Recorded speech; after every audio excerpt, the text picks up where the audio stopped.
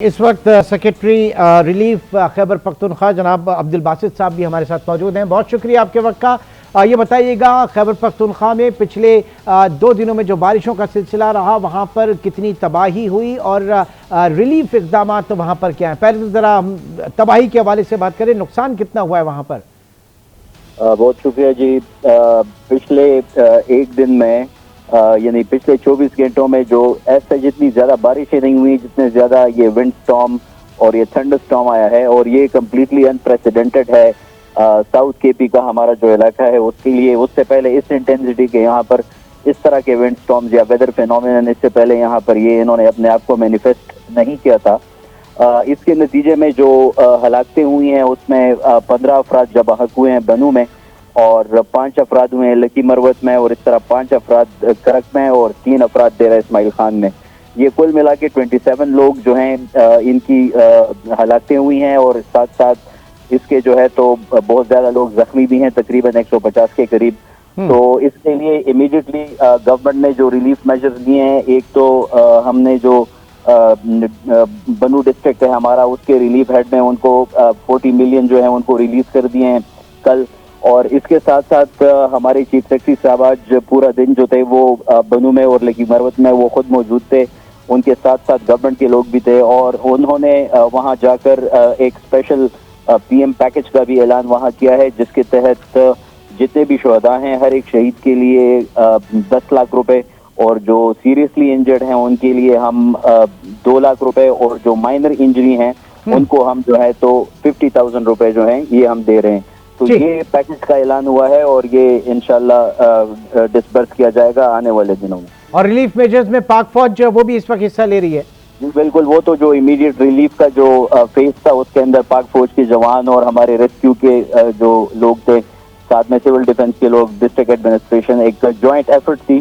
तो वो रेस्क्यू का फेज तो कल ही खत्म हो चुका है। ठीक है, ठीक। सरदार साहब आपके पास आ रहे, क्योंकि आपसे मुझे कुछ टेक्निकल चीजें जाननी है, लेकिन उससे पहले जरा सलमान शाह साहब की तरफ आऊंगा। सलमान साहब ये बताइएगा कि जो इकदाम किए जा रहे हैं उसमें हिफाजती इकदाम, क्योंकि अगर बारिशें होती हैं जैसे कि कहा जा रहा है, और सरदार साहब ने भी कहा कि 3 दिन जो है वो बारिशें रहेंगी।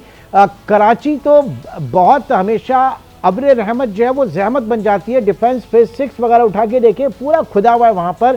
फिर के इलेक्ट्रिक के साथ आपकी क्या इस वक्त बात हुई है कुछ आवाम की आगाही के लिए? इन इकदाम पे भी बताइए, क्योंकि एक तो वो वहां पे बूंदे पड़ेंगी और फीडर स्ट्रिप हो जाएंगे, हमेशा से जो सिलसिला है वो हमारे सामने, और फिर जो कैजुअलिटीज होती हैं, करंट लगने के वाकयात, जरा इसके ऊपर क्या इकदाम किए जा रहे हैं? जी बिल्कुल, आपने सही हाईलाइट किया है। इन्हीं चीज़ों को मद्देनजर रखते हुए आज कमिश्नर कराची के ऑफिस में हमने इन तमाम इदारों से, जिसमें DHA के मुतल्लिकीन शामिल थे, कैंटोनमेंट बोर्ड के इलेक्ट्रिक के, मेट डिपार्टमेंट के, और तमाम DC साहिबान, KMC और DMC के अमला वहाँ पे मौजूद था। काफ़ी 2-2.5 घंटे की मीटिंग हुई है, जिसमें तमाम हिफाजती इक़दाम जो लेने की ज़रूरत है वो सारों को जो है उनकी हिदायतनामा जारी कर दिया गया है। कि इलेक्ट्रिक के जो रिप्रेजेंटेटिव आए हुए थे उनको भी क्लियर इंस्ट्रक्शंस दी गई हैं कि वो जो है वायर्स के गिरने के वाकयात, इलेक्ट्रिसिटी के जो वाकयात होते हैं उनके लिए जो हिफाजती इनका इक़दाम होते हैं उनको लिया जाए, और जो लाइट के वाकयात, लाइट चली जाती है और 2-3 दिन तक बहाल नहीं होती, तो उसके लिए भी अपनी इमरजेंसी टीम्स को रेडी रखें। इसी तरीके से DHA के बारे में आपने बिल्कुल सही हाईलाइट किया। DHA इस वक्त पूरा खुदा हुआ है, और DHA के जो साहब थे उन्होंने वहाँ पे ब्रीफिंग दी कि जो DHA ने वहाँ पे इक़दाम लिए हैं, उन इक़दाम में मेनली तो ये है कि जो सबसे प्राइम चीज जो ये होगी कि जितने भी ये जो एरिया है जो कि खुदा हुआ है वहाँ पे ट्रैफिक को कम्प्लीटली ब्लॉक कर दिया जाएगा, वहाँ पे ट्रैफिक को नहीं छोड़ा जाएगा। इसी तरीके से स्टॉर्म सर्ज से बचने के लिए जो नाले हैं उनके जो एंड्स हैं जो कि समंदर की तरफ गिरते हैं, वहाँ पे सैंड बैग्स का इंतजाम उन्होंने कर लिया है, ताकि जो है स्टॉर्म सर्ज से पानी बैक ना करे और वो डिफेंस की तरफ ना आए। इसी तरीके से वहाँ पे मशीनरी अवेलेबल होगी कि इनकेस अगर बारिश ज्यादा हो जाती है तो फिर वो सैंड बैग्स को हटा के पानी को वापस निकाल दिया जाएगा। इसी तरीके से जो बाकी इदारे हैं, जिससे हमारे KMC और DMC जो कि हैं, जो कि मेनली रिस्पॉन्सिबल हैं फॉर जो हमारे चौक पॉइंट्स होते हैं, जो हमारे नाले होते हैं, उनकी सफाई की तरफ, उनकी विंचिंग की तरफ, उसकी तरफ उनको स्पेशल हिदायत दी गई है। PDMA की तरफ से हमने कराची के लिए जो हमारी हैवी मशीनरी होती है वो मुख्तस कर दी है। तकरीबन अब तो देखना होगा, देखें हर साल ये सारी चीजें होती हैं, लेकिन जब मामलात होते हैं, बारिश होती है, उसके बाद पता चलता है कि बहरहाल सरदार साहब आपकी तरफ आऊंगा। ये बताइएगा कि कितना वेल इक्विप्ड है हमारा जो मैट ऑफिस है और किस हद तक टेक्नोलॉजी है इसको एडॉप्ट किया गया इन चीज़ों के बेहतर नताइज हासिल करने के लिए। बर वक्त मालूमात तो आप लोग दे देते हैं, लेकिन बर वक्त इकदाम जो है वो इंतज़ामिया नहीं कर पाती, हमेशा का एक मसला है। अब ये एक अच्छी चीज़ है कि पहले से पता चल रहा है, तो आवाम भी ज़रा थोड़े से खुद ही मोहतात रहें। जी बिल्कुल ऐसे ही है जी, जो भी दस्तयाब वसाइल हैं उनको तमाम को इस्तेमाल करते हुए कोशिश यही होती है कि बर वक्त बता दिया जाए। असल में बाज़ औक़ात ये होता है कि मिड ऑफिस और जैसे पीडीएमए के साथ तो हमारी बड़ी अच्छी कोऑर्डिनेशन है। पिछले साल सैलाब के दौरान भी जितना फ्लड सिंध में आया, शाह साहब की और मेरी, हमारे ऑफिस की आपस में बहुत अच्छी, यानी 24/7 बेसिस पे हमारी कोऑर्डिनेशन रही है। बाज़ औक़ात ये होता है कि मतलब नीचे डिस्ट्रिक्ट में और डिस्ट्रिक्ट से नीचे सब डिस्ट्रिक्ट लेवल पे, तहसील लेवल पे या तालुका लेवल पे, वहाँ कम्युनिकेशन का कुछ गैप आ जाता है मेरा ख्याल है। और फिर आपको पता है कि हमारा इंफ्रास्ट्रक्चर इस तरह से है कि जितनी रिस्पांस कैपेसिटी होनी चाहिए इस तरह की आपकी आफतों को एक तरह से टैकल करने की, वो अनफॉर्चुनेटली नहीं है हमारी। तो मतलब जो कमज़ोर कड़ी है ना बेसिकली, वो या हम लैग करते हैं उस चीज़ में करते हैं। तो हमारी तो कोशिश होती है मेट ऑफिस की, अब अल्हम्दुलिल्लाह काफ़ी बेहतरी आई है हमारी फोरकास्ट नहीं, और आपके मैं इक्विप की बात कर रहा था, कितना वेल इक्विप्ड हुआ है टेक्नोलॉजी वाइज आपका, क्योंकि कहा यह जाता है कि ये जो चीज़ें हैं ये मुख्तलिफ ऑब्जर्वेशंस के ऊपर होती है, मेट ऑफिस या वगैरह या किसी भी तूफ़ान की इसकी शिद्दत का, इसके इमर्ज होने का, उसमें सैटेलाइट, वेदर स्टेशंस और फिर उसके बाद जासूसी तैयारे वगैरह जो हैं, तो वो उसके सेंट्रल प्रेशर का भी पता लगाते हैं। फिर उसके अंदर जो जिस स्पीड से हवाओं का तयन है, हवाओं का रुख है, उसकी डायरेक्शन है, उसको भी देखते हैं। ये सारी चीज़ें, या डिपेंडेंसी जो है इस वक्त फॉरेन रिपोर्ट्स के ऊपर होती है, जो गैर मुल्की इदारे काम कर रहे हैं उनके ऊपर ज़्यादा डिपेंडेंसी होती है। नहीं जी, असल में आपको पता है कि जितनी अच्छी आपके पास ऑब्जर्वेशन नेटवर्क होता है उतनी अच्छी आपकी एक तरह से ना फोरकास्ट तैयार करने में वो मुआवन चीज़ें साबित होती हैं। अब हमारे यहाँ जो रवायती तौर पे ऑब्जर्वेशन नेटवर्क है वो पूरे पाकिस्तान के अक्रॉस हमारे पास कोई 110 ऑब्जर्विंग स्टेशन हैं। उसकी जो गैप्स हैं उनको पूरा करने के लिए हम ऑटोमेटिक वेदर स्टेशन इंस्टॉल कर रहे हैं। अभी इंशाल्लाह वो प्रोजेक्ट शुरू होने वाला है, वर्ल्ड बैंक के तावन से ही है। और फिर ये कि जो इस तरह के एब्रप्ट एक तरह से वेदर फिनोमेना होते हैं ना, उसके लिए रडार नेटवर्क बड़ा अच्छा होना चाहिए, आपकी कवरेज होनी चाहिए। तो जैसे कराची में हमारा जापान के तावन से नया रडार इंस्टॉल किया हमने, तो उससे काफ़ी हेल्प मिल रही है। अब इस साइक्लोन के केस में भी अगर ये जब 450 किलोमीटर के अंदर साइक्लोन आएगा तो फिर देखिएगा कि रडार की मदद से उसको हम बहुत अच्छे तरीके से मॉनिटर करते रहेंगे, उसका सेंटर लोकेशन और उसकी मूवमेंट और उसकी इंटेंसिटी के साथ।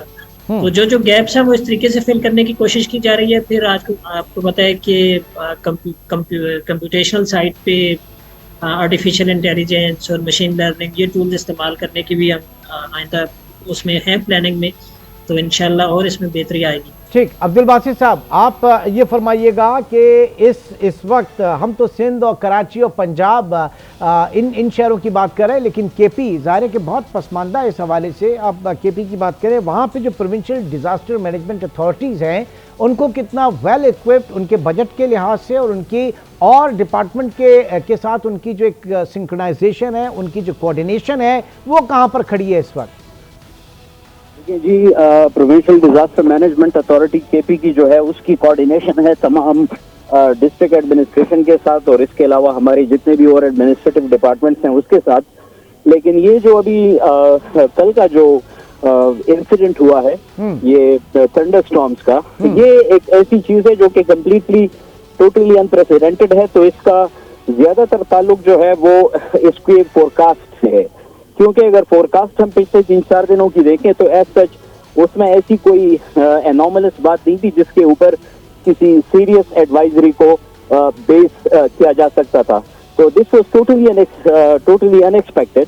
लेकिन आजकल जो चूंकि क्लाइमेट चेंज की वजह से बहुत ज्यादा चेंजेस आ रही हैं। एग्जैक्टली क्लाइमेट चेंज के बाद तो बहुत ज्यादा फोकस होना चाहिए। हमारी जो एनडीएमए है और पीडीएमए, इसको बहुत ज्यादा फोकस होना चाहिए। तो आपकी बात किसी हद तक सही है कि जहां तक टेक्नोलॉजिकल इंटरवेंशंस की बात है तो टेक्नोलॉजिकली नीदर हम फेडरल लेवल पर नॉर प्रोविंशियल लेवल पर इतने एडवांस हैं कि वो इस किस्म के इरेटिक वेदर पैटर्न को हम पहले से प्रिडिक्ट कर सकें। और अगर प्रिडिक्ट कर लेते हैं तो फिर आपको ऑब्वियसली पता है कि बंदा मिटिगेटिव मेजर जो है वो टाइमली उठा लेता है और लोगों की जो जान माल की जो का नुकसान जो होता है वो काफी हद तक कम हो जाता है। लेकिन आपको इस तरह के फिनोमिनन से डील करने के लिए अपने आप को जो आपकी जो कोपिंग मैकेनिज्म्स हैं और वो अक्रॉस द बोर्ड हैं, वो सिर्फ पीडीएमए या डिजास्टर मैनेजमेंट की नहीं है, उसमें आपकी ओवरऑल गवर्नेंस इन्वॉल्व है। अगर आप इस हादसे को as a case in point ले लें तो आपको ये ऑब्जर्वेशन में मिलेगा कि बहुत सारे घर जो गिरे हैं, कच्चे मकानात गिरे हैं, जगह जगह पर फिर दीवारें गिरी हैं लोगों के ऊपर, और उसकी वजह से लोगों की बहुत ज्यादा जो डेथ्स हैं उस वजह से हुई हैं, या जो इंजर्ड हुए हैं वो भी इस वजह से हुए हैं। तो इसमें फिर आप बिल्डिंग कोड्स का आपका वो सारा आ जाता है और आपकी अर्बन प्लानिंग, वो सारी चीजें उसमें आ जाती हैं। तो जहां तक कोऑर्डिनेशन का ताल्लुक है, तो जिस तरह का पूरे मुल्क में सेटअप है उसी तरह का हमारे यहाँ पीडीएमए केपी में भी है। हम कोशिश करते हैं कि थ्रू कोपिंग मैकेनिज्म इस तरह के नुकसान को कम से कम किया जा सके। लेकिन जब तक हमारे यहाँ ये गैप रहेगा, जहाँ तक एक्यूरेट फोरकास्ट की बात है और इस एरेटिक वेदर पैटर्न को प्रेडिक्ट करने की बात है, जब तक ये लैग रहेगा तो ये प्रॉब्लम रहेगा हमारा। ठीक है सलमान शाह साहब, बात ये है कि फिर 2022 के तूफान से वो जो सैलाब था पाकिस्तान में, हिस्टोरिकल 2010 का था, 2022 में आया, जीडीपी ग्रोथ आपकी जो है वो हैम्पर हो गई बुरी तरीके से, आपकी मईशत को तकरीबन 30 अरब डॉलर का नुकसान हुआ। उससे हमने क्या सबक सीखा, कितनी ज़्यादा इन्वेस्टमेंट जो है इसके ऊपर हुई, कितना हाई ग्रेड किया, कितना अपग्रेड किया गया हमारे इन तमाम सिस्टम्स को, और आगे क्योंकि अब ये एक क्लाइमेट चेंज है, अब तो वेदर पैटर्न्स इसी तरीके के होंगे पाकिस्तान में, बल्कि पाकिस्तान किया दुनिया भर में अब बहुत ही डिफरेंट वेदर पैटर्न्स हैं। देखिए जी, बिल्कुल सही आपने आइडेंटिफाई किया है। जब तक डिजास्टर रिस्क रिडक्शन के मेजर्स हम नहीं लेंगे तब तक जो है हम इस चेंजिंग वेदर पैटर्न्स को और क्लाइमेट चेंज के असरात का सही तरीके से मुकाबला नहीं कर सकेंगे। बहुत अनफॉर्चुनेट है कि हमारे जैसे मुल्क में जिसमें फाइनेंशियल कंस्ट्रेंट्स बहुत ज़्यादा हैं, तो डिजास्टर रिस्क रिडक्शन की जो बड़े प्रोजेक्ट्स होते हैं, जैसे सिंध में ड्रेनेज नेटवर्क है, स्टॉर्म वाटर ड्रेनेज नेटवर्क का ना होना है, जो हमारे इंक्रोचमेंट की वजह से, ड्यू टू इंक्रोचमेंट सर। नहीं, बहुत सिर्फ इंक्रोचमेंट उसका एक वाहिद रीजन नहीं है। अभी जो डिजाइन कैपेसिटी है वही 30 mm बारिश तक की पर डे की है, और हमारे पास बारिश 1 घंटे में 30 mm होने लगी है। इसी तरीके से जो देहाती सिंध है, जो अंदरूनी सिंध में जैसे LBOD है, लेफ्ट बैंक आउटफुल ड्रेनेज, वो सिर्फ नौशेरा सरों से शुरू होकर बदीन तक जाती है। जो ऊपर के अजला है उनमें ड्रेनेज नेटवर्क ही नहीं है। इसी तरीके से जो RBOD है, right side of river Indus, जो हमारा राइट बैंक बनता है, वहाँ पे ड्रेनेज नेटवर्क उस तरीके से नहीं है। तो उन जगहों पे इन्वेस्ट करने की जरूरत है। हुकूमत को इस चीज़ की भी काफ़ी आगाही हो गई है, और ख़ासतौर पे 2022 के सैलाब के बाद तो इसकी बहुत ज़्यादा ज़रूरत जो है सबने महसूस की है। और जो अपने महदूद वसाइल हैं, जो फॉरेन जो डेवलपमेंट पार्टनर्स हैं, उनकी मदद से काफ़ी स्कीम्स को आइडेंटिफाई करके उन पर काम होना शुरू भी हो गया है। तो कल भी जो हमारा बजट अनाउंस है उसका आपने देखा होगा, बहुत एक अच्छा खासा अमाउंट जो है वो इस चीज़ की तरफ मुख्तस किया गया है। लेकिन ये इसके लिए इससे बहुत ज्यादा इन्वेस्टमेंट की जरूरत है, इससे बहुत ज्यादा इन्वेस्टमेंट की जरूरत है। Sardar Sahab, what lesson have we learn from last year devastating floods? Sorry, मैं आपका सवाल नहीं समझ पाया। पिछले साल के जो तबाहकुन सैलाब था उससे क्या सबक सीखा हमने? जी बिल्कुल, उससे जी देखिए सबक सीखने का यही है कि जो हमारा जो असल में ऑब्जर्वेशनल नेटवर्क है डेटा कलेक्शन का, वो भी स्कैंटी है। उसको डेंस करने की जरूरत है। जैसे अभी शाह साहब भी बता रहे थे कि सिंध में ज्यादा नुकसान, अगर हम सिंध की बात करें तो बलूचिस्तान से आने वाले पानी की वजह से भी हुआ कुछ, उसमें भी मेजर कंट्रीब्यूशन उसका था। तो हमारे जो दरियाओं के ऊपर तो वापडा की कुछ टेलीमेट्रिक सिस्टम हैं कि जो पानी के बहाव का गेज इंस्टॉल है, वो बता देते हैं आपको जब रिवराइन फ्लड आता है। लेकिन जो नदी नाले हैं, जो फ्लैश फ्लड है, पिछले साल से हम सीख सकते हैं कि उनके ऊपर भी इस तरह के वाटर गेजेस लगाए जाए, इंस्टॉल किए जाएं, ताकि जब और उसके साथ साथ उसको एक तरह से मॉडलिंग करने की ज़रूरत है। जब भी मतलब कैचेंट एरियाज में पहाड़ियों के ऊपर नदी नालों के पीछे जब इतनी बारिश हो रही होती है तो 4 घंटे या 6 घंटे बाद इस तरह का फ्लैश फ्लड आ सकता है। तो इस पे बड़ा काम करने की ज़रूरत है। और वो कहते हैं ना कि क्लाइमेट चेंज के पेश नज़र, जैसे पहले भी बात हुई, यानी आज आप $1 खर्च करेंगे तो मुस्तकबिल में आप $6 से $8 बचा सकते हैं। सही। तो देखिए इसी तरह की आफतें दूसरे ममालिक में भी आती हैं, लेकिन उनका इंफ्रास्ट्रक्चर इतना मजबूत होता है और उन्होंने अर्ली वार्निंग सिस्टम या डिजास्टर रिस्क सारी रिडक्शन चीजें साइट पे बिल्कुल। इतना। लास्ट मोमेंट में जी जाते जाते सलमान शाह साहब इसके ऊपर जरा रोशनी डालिएगा। एक खबर तो चली कि जनाब ये साइन बोर्ड्स और बिल बोर्ड्स हटाने का कह दिया गया है, कौन हटवाएगा, मैं और कब हम देखेंगे कि ये हटवाए जा रहे हैं हिफाजती इकदाम, इसका फॉलोअप क्या होगा? सलमान शाह साहब से हमारा राब्ता जो है वो मुनक़ता हुआ। जी एक बार फिर सरदार साहब।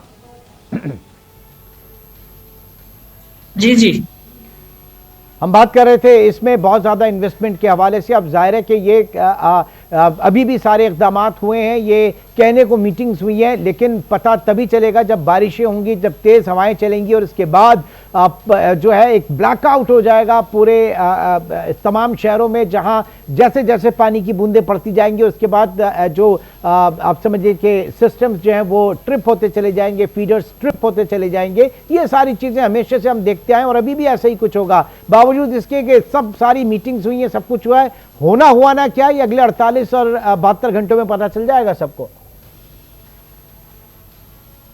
जी ऐसे ही है जी, बिल्कुल टेस्ट केस है ये। अब देखना है कि किस हद तक उस पे होता है, लेकिन मैं फिर उसी बात पे आऊंगा कि असल में आपका अगर बुनियादी इंफ्रास्ट्रक्चर ही कमजोर है तो आप मतलब जितनी मीटिंग्स कर लें, जितने वो कर लें, इकदाम ले लें, तो आप उसको उस चीज़ को ओवरकम नहीं कर सकते जब तक कि आपकी बेसिक जो तैयारी है ना वो मतलब मजबूत बुनियादों पर ना हो।